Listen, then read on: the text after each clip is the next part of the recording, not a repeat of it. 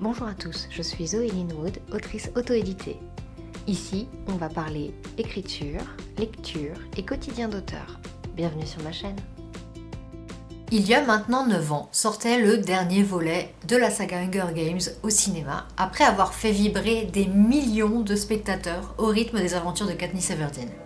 Une saga qui, à mon sens, est l'une des meilleures adaptations cinématographiques de livres en dystopie jeune adulte, bien sûr.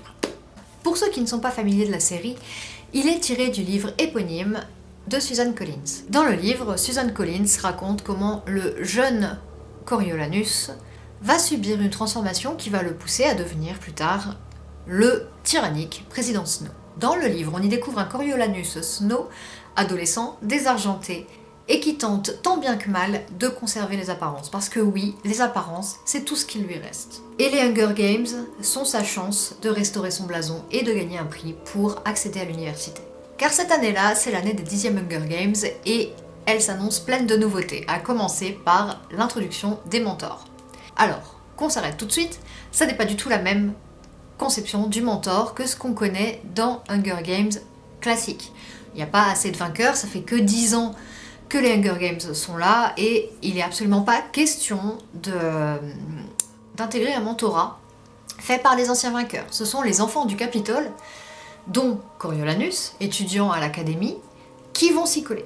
Et à son grand désarroi, Coriolanus se voit attribuer le tribut fille du district 12, donc probablement celui qui, d'après lui, a le moins de chances de gagner. Mais là, aux surprises, il se retrouve avec une jeune fille haute en couleur qui attire tout de suite les faveurs du public. L'un des coups de maître de Suzanne Collins a été de prendre le contre-pied total de ce qu'on pouvait éventuellement s'attendre, ou craindre tout du moins, de ce livre. Vous vous attendiez à un Coriolanus Snow détestable dès le début, vous vous attendiez à une héroïne badass à la Katniss, ou vous vous attendiez à des jeux énormes comme lors des prochains Hunger Games? Eh bien non, pas du tout. C'est faux, faux et encore faux. Lucy Gray, je pense, ne pouvait pas être plus différente de Katniss. Là où Katniss est une héroïne solitaire, méfiante et déjà douée au maniement des armes, on a en face une Lucy Gray qui est une jeune fille ouverte, avenante et dont la plus grande force est probablement la capacité à se faire aimer. Une autre différence entre nos deux héroïnes est leur rapport à la musique. En effet, si Katniss chante dans le film et dans le livre, c'est principalement par obligation.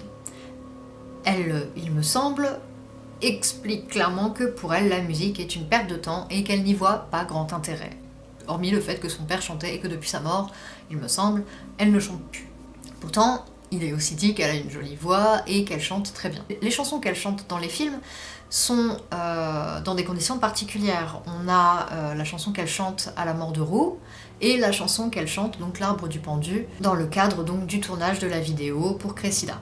En revanche, la musique fait partie intégrante de la vie de Lucy Gray Baird et des covets dont elle fait partie. C'est pour ainsi dire son gagne-pain et c'est ce qui va, entre autres, lui attirer les faveurs du Capitole.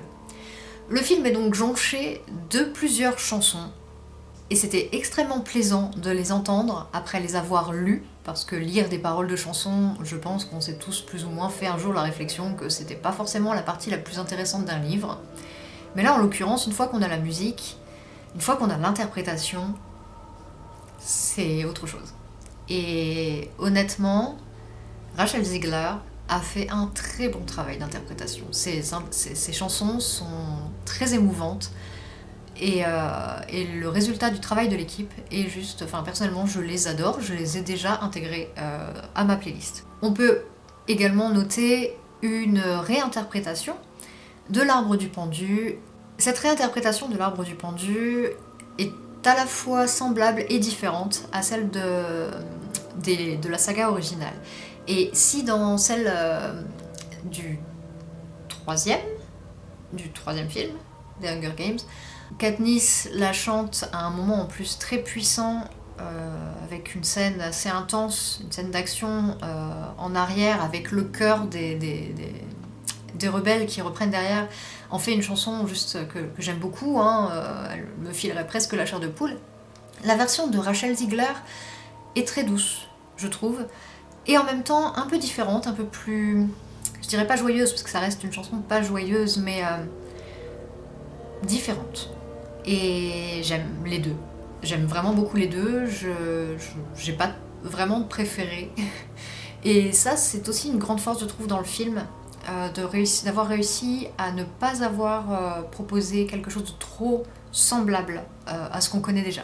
Et ça correspond bien d'ailleurs à l'esprit du livre, hein, puisque dans le livre, tout est différent de ce qu'on a déjà dans les Hunger Games, au final, à part le concept même des Hunger Games, et le président Snow, qui est lui-même extrêmement différent. On a vraiment un livre slash film qui propose autre chose de ce qu'on connaît de la saga initiale. Et à ce sujet, les jeux en eux-mêmes sont extrêmement différents. Si vous vous attendiez donc à une arène riche, énorme, comme c'est le cas, celle qui change tout le temps, avec une technologie incroyable, et ben c'est pas du tout le cas. Là pour le coup, Panem est encore en reconstruction, ça fait 10 ans que la guerre est terminée, mais pourtant le Capitole est encore pauvre, il souffre encore, on voit encore les vestiges de la guerre en fait. Dans le livre principalement, c'est bien explicité. Coriolanus, il me semble, dit qu'il y a des morceaux de marbre qui restent, des bâtiments qui restent dans l'état, pour rappeler aussi aux concitoyens que oui, il y a eu la guerre et non, c'est pas fini. Donc au final, d'ailleurs ça fait un peu analyse, mais au final, les habitants du Capitole ont également le droit à leur rappel du fait que la guerre n'est jamais vraiment finie. Et c'est l'une des morales du livre, hein, c'est que il faut faire très attention parce que la guerre est toujours n'est jamais vraiment loin.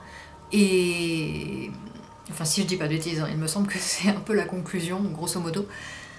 Et c'est donc aussi la raison des Hunger Games.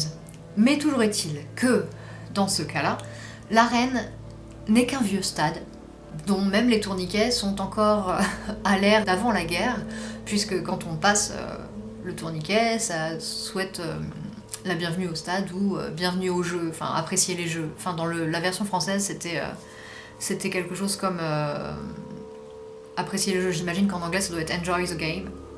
Ce qui du coup n'a pas exactement le même sens, parce que dans le cadre jeu, pour nous, on va tout de suite faire le parallèle avec les Hunger Games, alors que pour un anglais qui va entendre enjoy the game, j'imagine, je sais pas, hein, j'ai pas vu la version anglaise. Malheureusement, elle n'est pas proposée dans mon cinéma. Mais du coup, enjoy the game, ça peut être n'importe quel match de foot, de basket, de hockey, que sais-je, qui a lieu dans ce stade. Et du coup, on peut voir une différence là, en l'occurrence, avec les anciens jeux, parce que, pareil, pour les caméras, dans le film, ils en ont intégré beaucoup plus. Mais dans le livre, il n'y a des caméras que sur la partie vraiment extérieure, enfin tout ce qui est le terrain et les gradins, il me semble, mais aucunement il n'y a de caméras dans les parties souterraines, etc. Et c'est d'ailleurs une des grosses différences avec le film, entre le film et le livre sur cette partie. Donc là, on a des jeux qui n'intéressent pas Panem, et tout le but de ces 10e Hunger Games, ça va être de capter l'attention du public pour que les jeux soient appréciés, parce que pour leurs créateurs, c'est un impératif, les jeux sont nécessaires, et donc, pour qu'ils soient nécessaires, il faut qu'ils intéressent. Et là, on va avoir plusieurs propositions tout du long, qu'on va retrouver d'ailleurs dans les Hunger Games qu'on connaît, et c'était très intéressant d'ailleurs de lire et de voir comment telle ou telle chose est partie d'une idée lâchée comme ça, par un élève ou autre. Alors, pour ceux qui ont, comme moi, lu le livre, voire même lu le livre plusieurs fois, voire même lu le livre et relu juste avant la sortie au cinéma, vous aurez pu remarquer un certain nombre de différences entre le livre et le film. À commencer par la scène d'ouverture. Le film s'ouvre sur une scène où on voit Coriolanus et Tigris, enfants, cherchant de la nourriture et tombant sur un homme qui coupe une jambe. Et en fait, ce qui n'est pas du tout dit dans le film, c'est que cet homme, Coriolanus et Tigris le connaissent. C'est le père d'une des camarades de classe de Coriolanus, Corio pour les intimes. Et je ne sais pas en fait, bon, elle montre les affres de la guerre, cette scène, et elle montre aussi que Coriolanus et Tigris ont souffert vraiment, vraiment de la faim, de la guerre, comme deux orphelins, tout simplement. Mais je ne sais pas si c'était vraiment clair. C'était une bonne idée de commencer comme ça, mais bon, au moins ça montre un peu que Coriolanus n'a pas grandi dans l'opulence. On peut aussi noter des changements dans la manière dont les Hunger Games sont abordés dès le début. Le rôle du mentorat, par exemple.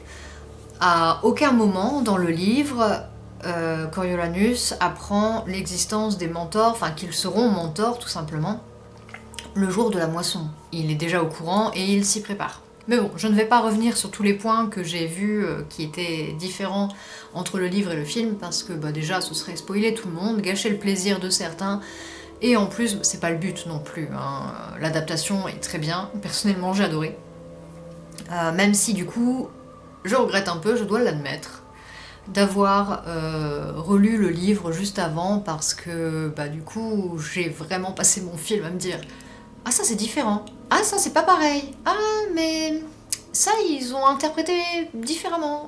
Et du coup petit à petit ça m'a sorti sans me sortir vraiment du film, mais voilà, j'ai passé mon temps à comparer les deux. Alors parmi les choses que j'ai particulièrement appréciées dans le film, donc je vous ai déjà parlé de la musique, que j'ai adoré, mais il y a aussi le casting. Je trouve le casting très très bien choisi pour interpréter les personnages, surtout Coriolanus, Lucy Gray. Peter Dinklage aussi est très bon en Casca Highbottom. Et Viola Davis. Le casting est vraiment très très chouette, même pour les personnages secondaires. Je dois admettre que l'actrice qu'ils ont choisie pour Tigris est excellente.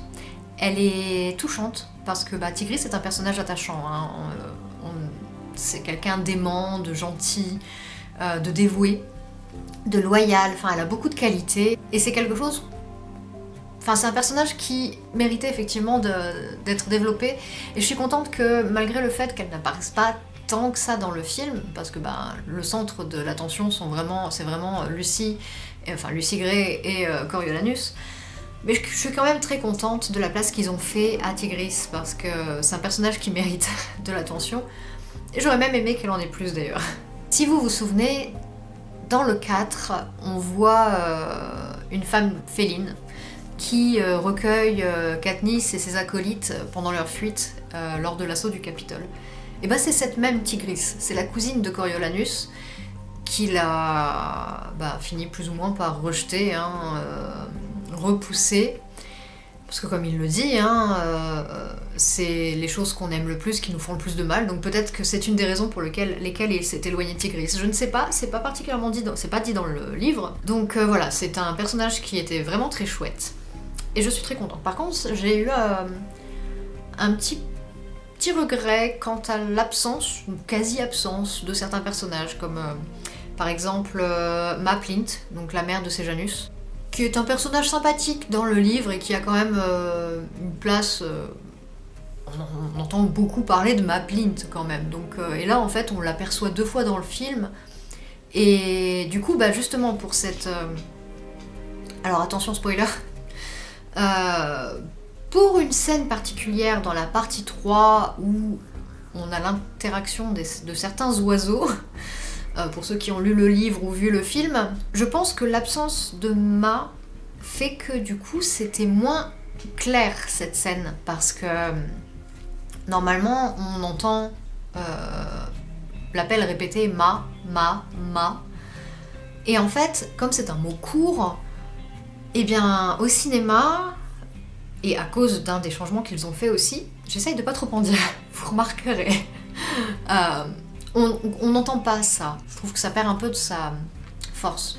Autre chose que j'ai adoré dans ce film, ce sont les costumes. Il faut savoir que l'équipe qui... Aïe, pardon, désolée, je viens de me faire assaillir par cette petite créature. Elle est belle, n'est-ce pas? Elle est belle, mais elle prend de la place et elle pique. Donc, où en étais-je, Kazoo? Une autre chose que j'attendais avec impatience, c'est les costumes. j'adore les costumes de film, genre vraiment. Voilà, ça vous donne une idée de mon intérêt pour les costumes de film. Et là, en l'occurrence, j'ai pas été déçue. Et c'est pas étonnant en soi, puisque l'équipe qui a travaillé sur le film, là, ce sont les mêmes, grosso modo, que pour la saga précédente. La quadrilogie de films a été réalisée par Lawrence, et donc les costumes ont été proposés et créés par Trish Somerville. Et là, ici, ça m'a fait plaisir parce que... Alors, le costume, il faut savoir, a un rôle important. Dans le livre, il y a notamment cette scène d'ouverture où Coriolanus se demande dans quelle tenue il va pouvoir se rendre à la cérémonie de la moisson parce que il a plus rien à se mettre qui soit convenable, qui ne fasse pas entre guillemets pauvre au final, puisque il a plus rien, hein, à part son uniforme qui est fourni par l'académie. Et il se dit que ce serait un peu malvenu de venir en uniforme, et donc il lui faut absolument quelque chose. Qu'est-ce qu'il va pouvoir mettre? La vieille chemise de son père que Tigris a pris, mais comme Tigris n'est pas là, il s'inquiète. Il se dit c'est mort, je vais peut-être devoir annuler. Donc ça, c'est un petit peu moins visible dans le film. Mais on a quand même cette scène où il est dans la salle de bain et il regarde le mur et il manque des petits morceaux de mosaïque. Et en fait, on apprend après que c'est Tigris qui les a pris pour sa chemise. Et ça, c'est un détail. Mais ça m'a fait plaisir de le voir. Parce que du coup, Tigris raconte comment elle a réussi à restaurer, à modifier la chemise de son père pour que Coriolanus ait une belle chemise le jour de la moisson. Et déjà, ça en dit beaucoup sur l'amour de la mode de Tigris, puisqu'elle est couturière. Et en même temps, sur le niveau social des Snow, et l'importance des apparences pour Coriolanus. Donc déjà, on a cette chemise qui est très importante et qui est donc... Ils ont mis l'accent dessus quand même pour le film. Ils auraient très bien pu faire l'impasse, je veux dire, c'est un détail. Mais ils ont pas fait l'impasse, ils l'ont mise. Et autre chose, la robe arc-en-ciel de Lucy Gray. Alors, quand Lucy Gray participe à la moisson, elle porte une robe arc-en-ciel. Autant dire que déjà, rien que ça fait qu'elle se fait remarquer. Parce que la plupart des gens, surtout dans le district 12, enfin dans les districts en général, n'ont pas de belle tenue forcément. Enfin, leur plus belle tenue, c'est celle qu'ils portent à la moisson justement. Mais elle, c'est une tenue de scène qu'elle met. Et ça met déjà en avant son personnage. C'est un personnage dynamique, explosif, vraiment haut en couleur. Littéralement haut en couleur. Alors, pour la scène d'ouverture, alors sa tenue est magnifique, j'adore. Je suis vraiment... en amour devant cette tenue, même si on est loin de l'image qu'on pourrait se faire d'une robe arc-en-ciel, parce que c'est décrit vraiment comme une robe arc-en-ciel. Là, on a toujours ce dégradé de couleur sur la jupe, mais on n'a pas le vraiment effet arc-en-ciel. Et c'est pas une robe, c'est un ensemble 3 pièces, puisqu'il y a, je crois, la chemise, le corset et la jupe. Mais alors, d'une beauté. C'est d'une beauté, et heureusement, parce que le costume, elle le porte quand même quasiment pendant les 2 tiers du film. Et même sur les autres costumes, les costumes de l'académie, donc rouge, avec la jupe par-dessus les pantalons, pour les filles comme pour les garçons, ça donne vraiment un caractère particulier au costume, et d'ailleurs au Capitole en général, parce que le Capitole, on le voit dans les Hunger Games suivants, c'est quand même, c'est très excentrique, très coloré, avec des tissus chatoyants, de la soie, bref, très riche. Là pour l'instant, ils sont pas tous riches, mais au moins, ils sont hauts en couleur. Et on a également, niveau costume, par exemple, la robe rose que porte Tigris. À un moment, donc elle accompagne Coriolanus, et on la voit dans un ensemble, qui n'est pas une robe d'ailleurs, un tailleur rose qui n'est pas sans rappeler dans la coupe certaines tenues d'Effie Trinket, donc qui est l'accompagnatrice de Katniss et l'amie de Katniss. Et au final, même dans les tenues des pacificateurs, il y a une évolution, parce que là on est loin des costumes, j'ai envie de dire parfaits, blancs, un peu lisses même, des pacificateurs. Là on a des tenues plus grises, il me semble, de mémoire. Et on voit quand même malgré tout dans ces tenues les prémices de ce qui donnera plus tard les costumes de pacificateurs, donc 64 ans plus tard, parce que le film, le livre et le film, La Ballade du serpent et de l'oiseau chanteur, se passe 64 ans avant les Hunger Games, où Katniss sera tirée au sort à la moisson. Enfin, se portera volontaire à la moisson. Donc voilà, on a un très beau travail de l'équipe dans l'ensemble et c'est loin de résumer tout ce que j'aime, mais il est temps aussi de passer aux choses que j'ai moins aimées. Donc je l'ai déjà un petit peu abordé quand j'ai parlé des relations entre les personnages et du fait par exemple que Maplin te manquait. Il y a aussi d'autres personnages qui sont presque absents, c'est Clémentia, qui se retrouve... En fait, on la voit au tout début, et après le rendu du devoir, où normalement justement elle subit une sorte de transformation, et bien là elle apparaît plus. Et j'ai trouvé ça dommage parce que c'était quand même quelque chose d'assez important, enfin pas forcément important, mais c'est quelque chose que j'aurais aimé voir. Et autre aspect par contre, qui là je trouve est un peu plus dommage, j'aurais aimé voir plus d'interaction entre Sejanus et Coriolanus. Parce que c'est un des axes principaux du livre, hein, pour moi, vraiment, et du changement de caractère de Coriolanus d'ailleurs. Sejanus a vraiment un rôle clé pour moi dans cette partie.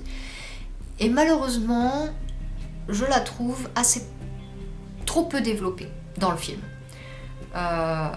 Notamment dans la troisième partie où il y a vraiment quelque chose d'important qui se passe. Et là, ça passe très vite. La troisième partie passe très très vite. Et c'est un peu dommage parce que c'est justement là que se passe vraiment une grosse partie du twist dans la personnalité de Coriolanus et qui va transformer le jeune adolescent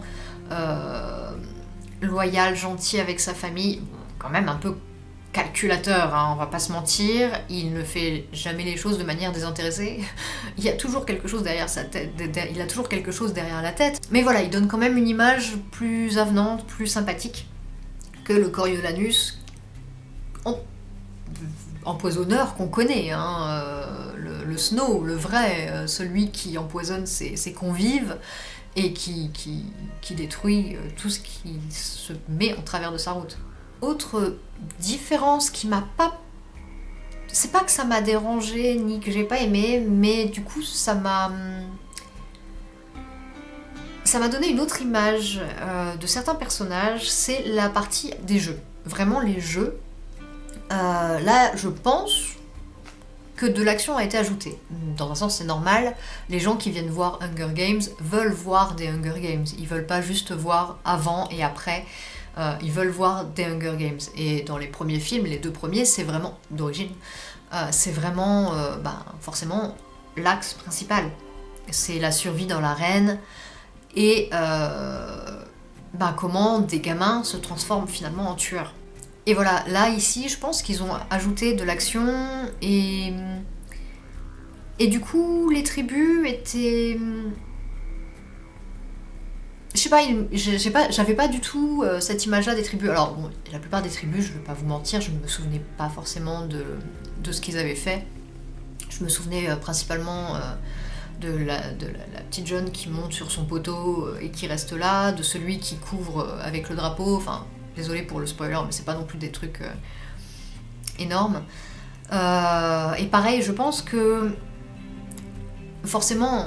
Ils ont mis des caméras partout dans le film par rapport au livre, pour éviter que Lucy Gray disparaisse de l'écran pendant trop longtemps, parce que les gens viennent voir l'héroïne autant que Coriolanus. Mais du coup, c'est vrai que ça change aussi la donne, parce que normalement on la voit très très peu dans les jeux, et d'ailleurs Coriolanus se s'inquiète tout le temps pour elle, parce qu'il sait pas ce qu'elle fait, ce qu'elle devient. Pendant plusieurs heures, voire même jours consécutifs, on n'a pas de nouvelles de Lucy Gray, jusqu'à ce qu'elle déboule d'un coup de temps en temps, et voilà. Mais du coup, c'est pas quelque chose particulièrement que j'ai trouvé gênant, mais c'est quelque chose que j'ai quand même remarqué et qui a changé donc ma vision, ma perception de cette partie. Et donc la troisième chose, je l'ai déjà un petit peu évoqué, c'est le fait que la troisième partie passe très vite. Et au final, je pense que pour quelqu'un qui n'a pas lu les livres... Alors, pour quelqu'un qui a lu les livres, ça peut être frustrant parce qu'il manque beaucoup de choses et il y a d'autres éléments qui sont montrés très différemment. Notamment 2 scènes importantes. Je pense principalement donc à 2 scènes importantes. Et ça va vraiment très très vite. Très très très vite. Et du coup, je pense que pour ceux qui n'ont pas lu le livre, ça peut être un peu un frein à la compréhension. Alors attention, je dis pas que c'est pas du tout compréhensible, hein. Je pense qu'on comprend les grands axes. Mais voilà, cette impression de vitesse, que tout se passe en, allez, peut-être un quart d'heure, 20 minutes, je sais pas, c'est à peu près le temps que ça m'a semblé, peut-être plus en vrai, mais ça doit être plus.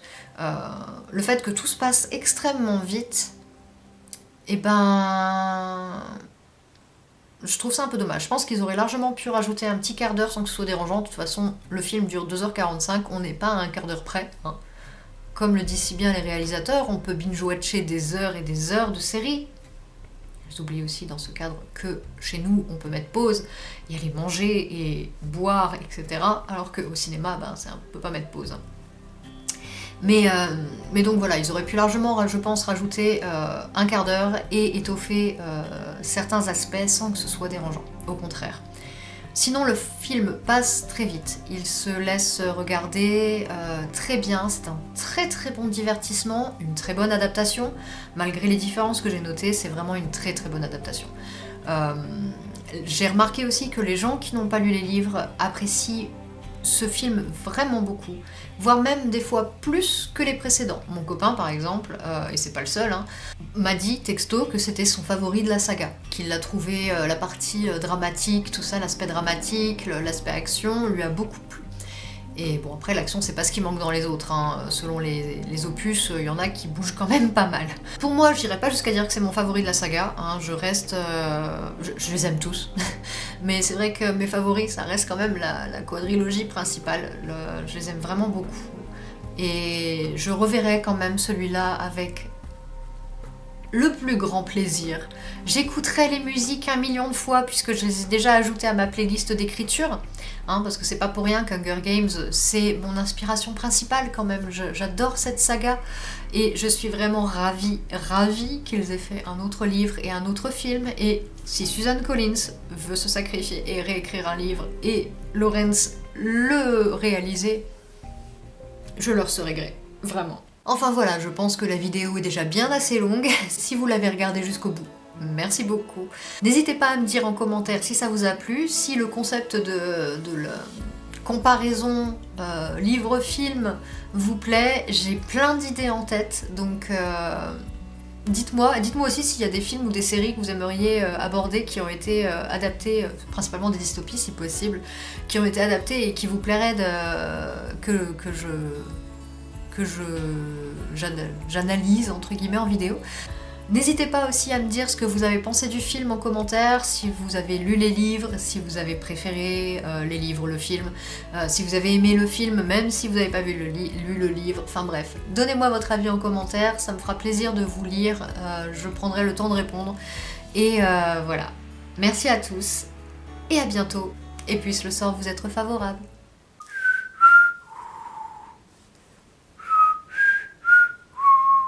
Je sais pas siffler. Tu veux pas siffler, Kazoo? Moi, je sais pas le faire.